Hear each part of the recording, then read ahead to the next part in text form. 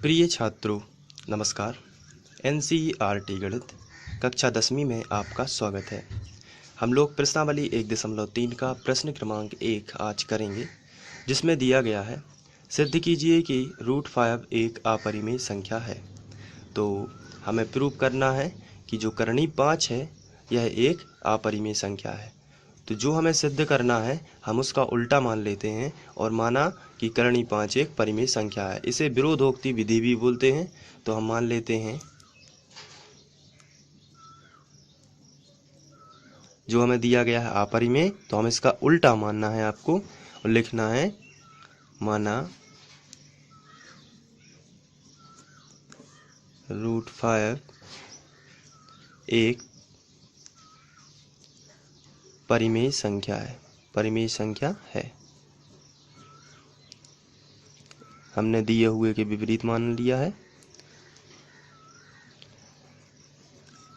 तो फिर इसके बाद आपको लिखना है परिमेय संख्या जो होती हैं वो P/Q के रूप में लिखी जाती हैं। तो आपको लिख देना है P/Q इस तरीके से। करनी 5 के बराबर P/Q लिख देना है, क्योंकि करनी 5 एक परिमेय संख्या हमने मानी हुई है, जहाँ P और Q सहअभाज्य पूर्णांक हैं और Q बराबर नहीं है 0। तो इसका मैं मतलब अभी समझा देता हूँ। सबसे पहले हम लिख लेते हैं। तो ये आपको लिख लेना है, जहाँ P और Q सहअभाज्य पूर्णांक हैं और Q बराबर नहीं है 0। तो P और Q सहअभाज्य हैं। चलिए समझ लेते हैं सहअभाज्य का मतलब होता क्या है। यहाँ पर हम लोग रफ का इस्तेमाल कर लेते हैं।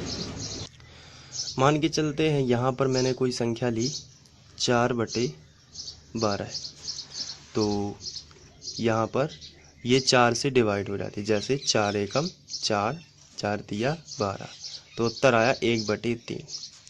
लेकिन जो हमें 1/3 मिली है, अब इसमें ऐसी कोई भी संख्या नहीं है एक और संख्या स्वयं के अलावा, एक और संख्या स्वयं के अलावा और ऐसी कोई संख्या नहीं है जो इसको डिवाइड कर सके। तो 1 से डिवाइड हो जाएगा, 1 एकम 1, 1 तिया 3, तो यही आएगा। या संख्या स्वयं, तो ये संख्या स्वयं भी हो सकती है, जैसे 1 के लिए 1 ही हो जाएगा और 3 के लिए 3 ही हो जाएगा। तो सहअभाज्य का मतलब होता है वह संख्या जो लिखी हुई है P/Q के रूप में, इसे और कोई ऐसी संख्या डिवाइड ना कर सके, केवल वही संख्या कर सके या फिर एक कर सके, इसे बोलते हैं सहअभाज्य। तो आपको थोड़ा सा समझ बस लेना है और इसका ज़्यादा कोई उपयोग नहीं है आगे। तो आपको इतना ध्यान रखना है सहअभाज्य कि इसको P और Q को केवल एक डिवाइड कर सके या फिर वही संख्या। जैसे यहाँ पे एक एग्जाम्पल ले लेते हैं 2/5। ये एक परिमेय संख्या है।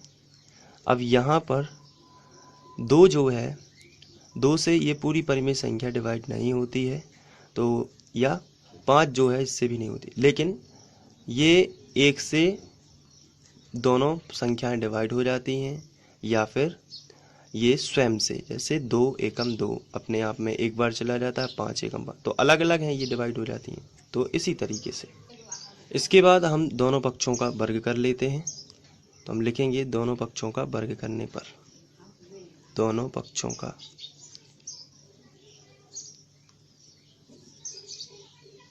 वर्ग करने पर। तो यहाँ पर हो जाएगा √5 का वर्ग और यहाँ पर हो जाएगा P/Q का वर्ग। अब यहाँ पर 5 का वर्ग, यहाँ पर 5 बाहर आ जाएगा क्योंकि रूट का वर्ग है। यहाँ पर यदि हम करनी 5 का गुणा करनी 5 में करेंगे तो 5 बाहर आ जाएगा। इसी तरीके से करनी 2 का गुणा यदि करनी 2 में करेंगे तो 2 बाहर आ जाएगा। तो समान संख्या जब भी करनी में होती है तो वह संख्या बाहर आ जाती है, ये आपको ध्यान रखना है। यहाँ पर हो जाएगा P/Q वर्ग। अब हम इसका त्रियक गुणा कर देते हैं, इसके बटे कुछ नहीं है तो 1 मान लेते हैं और Q वर्ग का गुणा हो जाएगा 5 में, तो यह आएगा 5Q वर्ग बराबर में हो जाएगा P वर्ग। यहाँ जो 5 गुणा में है ये आ जाएगा बटे में, क्योंकि गुणा वाली संख्या का पक्षांतर बटे में होता है। तो यहाँ पर हमें मिलेगा Q वर्ग बराबर P वर्ग बटे 5। अब यहाँ कोई भी संख्या का वर्ग यदि किसी दूसरी संख्या से विभाजित है तो वह संख्या भी उससे विभाजित होगी। आइए इसको समझ लेते हैं थोड़ा सा। यहाँ पर यदि 4 लिखा है, 4 का वर्ग यदि 2 से विभाजित है तो 4 भी 2 से विभाजित होगा। वर्ग यदि हटा दिया जाए तो 4 भी 2 से विभाजित होगा, ये आपको समझना है। तो इसको यहाँ पर p वर्ग यदि 5 से विभाजित है तो p भी 5 से विभाजित होगा। तो हम यहाँ पर लिख देते हैं, यहाँ p वर्ग 5 से विभाजित है, क्योंकि बटे में लिखा हुआ है। p वर्ग 5 से विभाजित है तो p भी 5 से विभाजित होगा।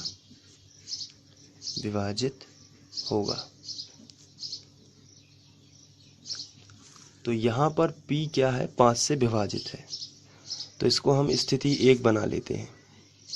स्थिति 1।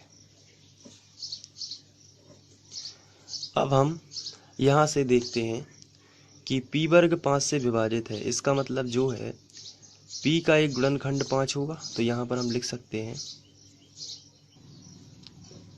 कि तब p का एक गुणनखंड 5 होगा। p का एक गुणनखंड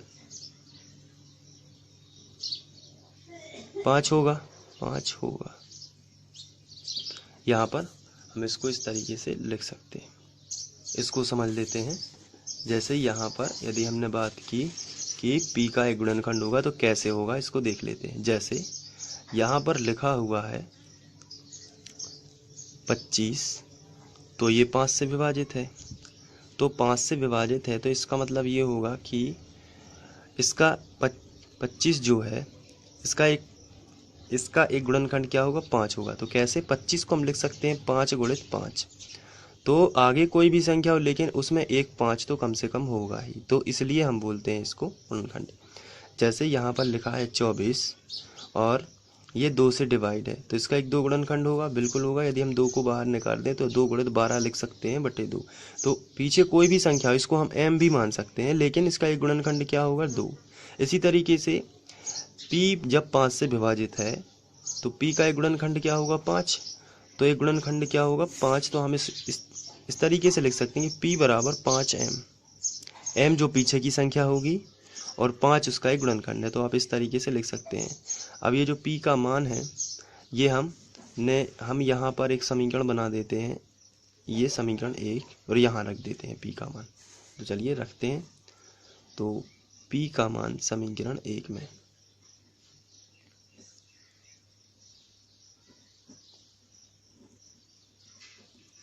तो यहाँ पर हम देख लेते हैं 5q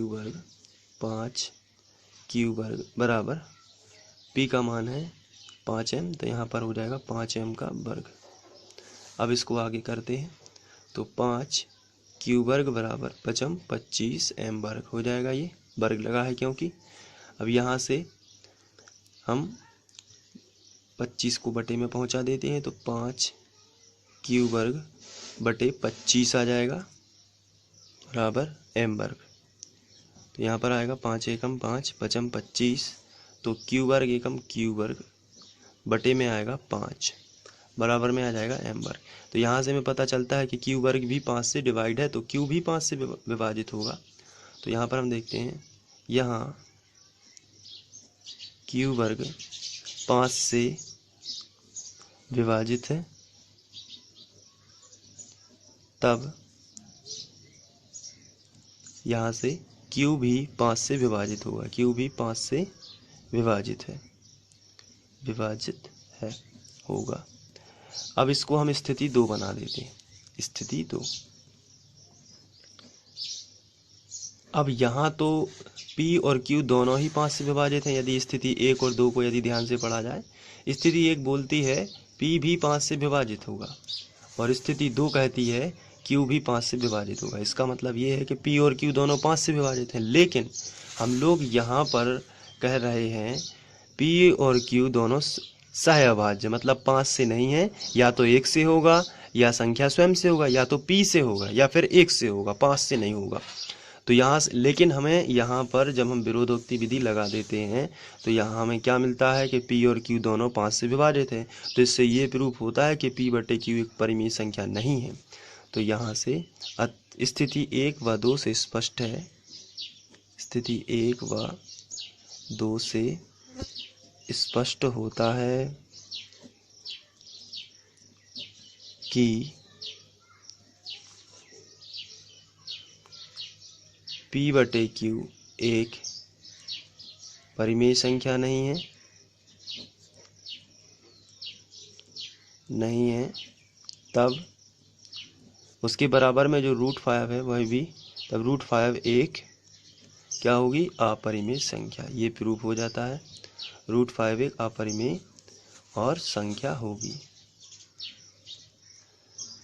तो इस तरीके से आप इसको सॉल्व कर सकते हैं। अतः √5 एक अपरिमेय संख्या सिद्ध हो जाती है। तो आप इसको नोट भी कर सकते हैं। तो बहुत ही सिंपल क्वेश्चन था, और यदि आप इसको एक बार प्रैक्टिस कर लेते हैं तो यह पे आने लगेगा।